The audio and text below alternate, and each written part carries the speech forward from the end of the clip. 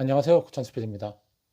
오늘 미래 컨텐츠에서는 CNN 플러스라고 하는 뉴스 전문 OTT라고 해야 되겠네요. 뉴스 전문 스트리밍 서비스라고도 이제 얘기를 하던데, 사실 CNN이라는 회사는 뭐 많이들 아실 겁니다.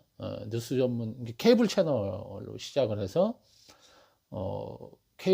미국의 케이블 방송이 급성장하는 시기에 뉴스를 전문으로 하는 채널로 해서 말 그대로 이제 정말 대히트를 친 거죠. 예.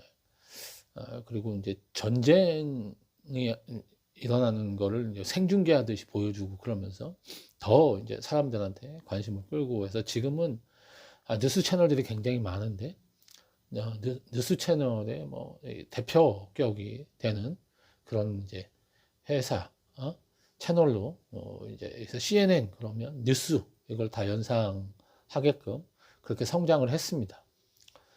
그래서 이제 미국에도 지상파 방송이 있는데 그 지상파 방송의 뉴스들이 과거 정통성이라든지 이런 거에서 뉴스라든지 이런 부분에 그 뭐 딱 뉴스 시간이 되면 그 굉장히 유명한 앵커들이 있었죠. 그 앵커들이 진행하는 뉴스를 보는 그런 행태로 뉴스가 대부분 소비가 되다가 CNN이라고 하는 이제 케이블 뉴스 채널이 나오면서 뭐 24시간 계속 방송을 뉴스하고 24시간 뉴스를 계속 방송하는 게 컨텐츠로서 의미가 있다는 걸 사실 보여준 거고, 아주 혁신적인 사실 시도였고, 그게 크게 성공해서 지금 이제 뭐 대표적인 뉴스 채널로 자리를 잡은 방송사가 이제 CNN이죠.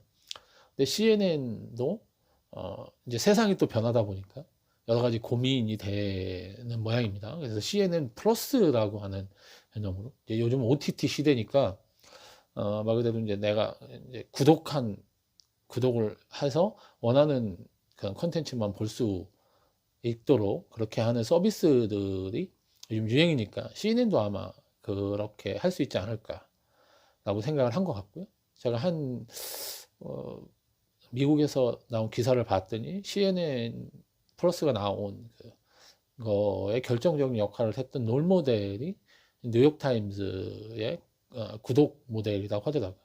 그 뉴욕타임즈는 유료 구독자를 모집하는데 성공을 했죠. 그래서 신문이라고 하는 신문사가 어떻게 지금 시대, 인터넷 시대에 살아남을 수 있느냐라고 하는 그런 거에서 새로운 전략을 채택을 했고, 그게 이제 먹혀서 성공적으로 유료 구독자를 확보를 했다.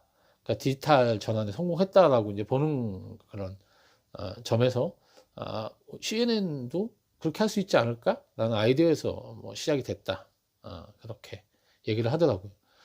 그런데 제가 언뜻 생각해도 CNN하고 뉴욕타임즈는 조금 다른 것 같은데, 그 뉴욕타임즈는 전에부터 굉장히 심층 보도라든지 이런 쪽으로 해서 기존 뉴욕타임즈 보도 외에 더 깊은 이제 보도라든지 그런 뉴스를 보려면 구독을 하는 쪽으로 이제 유도를 좀 한 거죠. 근데 뉴욕타임즈가 전에부터 가지고 있던 그 뉴스 시장에서의 이미지, 그다음에 그 뉴스 밸류 이런 것들이 사람들한테 뉴욕타임즈 기사는 돈을 내고 볼 정도의 깊은 딴 데서 볼 수 없는 그런 기사들을 볼 수 있고 보도를 볼 수 있고 그런 논점을 우리가 볼 수 있다라고 생각을 사람들이 했던 거죠. 그래서 성공을 했는데 CNN이 그런가? 왜 모르겠어. CNN의 브랜드는 조금 다른 느낌을 갖고 있는 것 같은데 어쨌든 이 광고에 기대서 하는 그 케이블 쪽의 그런 수익 모델에서 유료 구독자를 모집을 하는 쪽으로 이제 OTT의 수익 모델로 이제 옮겨가고 싶어 했던 거죠. 두 개가 다 이제 CNN 원래 방송하고 CNN 플러스가 성공을 하고 그러면 얼마나 좋았겠어요. 근데 이게 뉴스가 된 건 CNN 플러스가 시작했다는 것도 큰 뉴스였지만 그건 OTT 시대에 뭐 그럴 수 있다라고 뭐 얘기를 할 수 있는 뉴스였는데 한 달 만에 문을 닫았습니다. CNN 플러스가 엄청난 투자도 하고 했는데 이게 뭐 이 합병 과정이나 이런 데면서 CEO가 바뀌고 그러면서 새로운 CEO가 이게 미래 장기적으로 봤을 때 좀 불투명하다고 본 거죠, 미래가. 그래서 이제 한 달 만에 전격적으로 서비스를 그냥 문 닫아버리는 CNN 플러스가 되게 독특한 일인 것 같아요. 한 달 만에 문을 닫는다는 건. 그래서 실제로 이런 뉴스 컨텐츠 가지고 OTT 서비스를 하고 유료 구독자를 모으는 구독 모델로 넘어가려고 했던 실험은 실패를 했습니다. 사실 이제 CNN 플러스 얘기를 좀 드렸지만 OTT 시장 얘기가 지금 OTT가 몇 년 전부터 계속 이제 영상 콘텐츠 시장에 가장 큰 화두고 뭐 기존의 TV 시장이 OTT 쪽 심지어 영화까지 이제 OTT 쪽으로 넘어오고 그 시장 규모가 점점 커지고 뛰어드는 플레이어들이 점점 많아지고 하니까 많은 사람들이 관심을 갖고 하고 있죠. 그런데 이제 이 부분은 이게 뭐 시장도 커지고 사람들이 소비자들이 OTT를 이제 이용하고 싶어 하고 하는 건 좋은데 관광권 OTT 채널이 많아지면서 그 많은 채널들을 다 사람들이 따로따로 가입을 해야 되고 구독료를 따로따로 내야 되는데 사람들의 그 소비할 수 있는 여력은 한정이 되어 있는 거죠. 그러면 어떤 거는 못 보고 어떤 거는 봐야 되고 하는 선택의 문제가 생기면서 사람들이 구독 모델에 대해서 약간 짜증내기 시작하는 것 같습니다. 저걸 보고 싶은 컨텐츠가 있는데 그 컨텐츠는 돈을 내야 되네, 내가.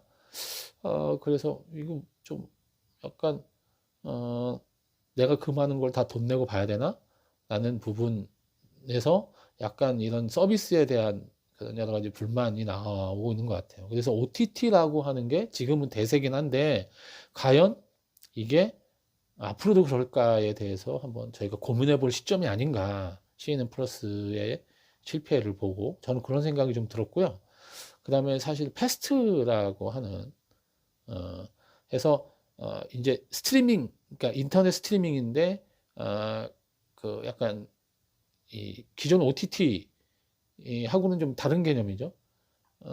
채널을 여러 개를 볼 수 있고 케이블하고 좀 달라서 근데 이게 광고 기반의 그런 이제 서비스들이 미국 시장에서 나타나고 이게 몇 년 전부터 사람들한테 관심을 받고 있습니다. 한국에서는 아직 이거에 대해서 소개는 좀 됐던 것 같은데 뭐 하는 서비스들도 나오지 않고 있고 이게 뭐 그리 시기상조라고 생각을 좀 하는 것 같아요. 근데 OTT 구독 모델에 대한 소비자들의 불만이나 이런 것 때문에 광고 모델이 다시 합리적이고 리즈너블하다면 각광을 받을 가능성이 있다. 사실 케이블이 너무 비싸서 지금 OTT로 넘어온 케이블 끊어버리고 OTT로 내가 원하는 것만 본다. 광고도 너무 보는 거 지겹다. 이렇게 해도 넘어왔는데 이게 OTT가 가격이 너무 비싸지고 봐야 될 게 너무 많아지고 해서 하게 되면 다시 내가 돈을 안 내고 무료로 볼 수 있는 광고 모델의 서비스로 넘어가면서 그 광고를 보는 게 얼마나 내가 합리적으로 내가 오케이 하면서 볼 수 있는 정도까지 광고가 나오느냐 그리고 가격이 어느 정도까지 될 수 있냐라든지 여러 가지 이 변수들이 있지만 저는 OTT 시장이 한번 꺾일 가능성도 있다. 이거는 이제 당장은 아니고 조금 몇 년 지나서 그래서 OTT에 대한 피로감이라든지 이런 부분에 대한 고민도 해야 될 시점이 아닌가라는 생각이 들고요. 그래서 사실은 저는 이제 넷플릭스가 뭐 얼마 전에 주가가 좀 떨어지고 그러면서 막 얘기할 때 이게 KOTT 얘기들 하고 그다음에 막 OTT 뭐 세금 깎아줘야 되고 뭐 이런 얘기를 하고 그러는데 조금 저는 이 상황을 자신들이 하는 그냥 사업에 단순히 이용하기 위해서 상황에 대한 걸 약간 왜곡하는 게 아닌가 이런 생각이 좀 들어서 좀 그렇고요. 우리 OTT 서비스가 중요한 게 아니라 한국의 컨텐츠 산업이 과연 지금 이 OTT 대세인 이 상황에서 어떻게 해야 경쟁력을 가질 수 있고 우리 미래를 또 준비를 하기 위해서는 우리는 어떤 준비를 해야 되냐 이거에 좀 포커스가 가야 되는데 조금 지엽적인 얘기를 하는 것 같아서 좀 답답하고요. 어쨌든 CNN 플러스 얘기를 하면서 여러 가지 얘기 되는데 OTT가 꼭 성공할 수 있는 것도 아니고 지금 대세라고 해서 모든 서비스를 이걸로 다 하는 게 현명한 건 아니다 라는 생각이 CNN 플러스가 한 달 만에 문 닫은 뉴스를 보면서 좀 들었습니다.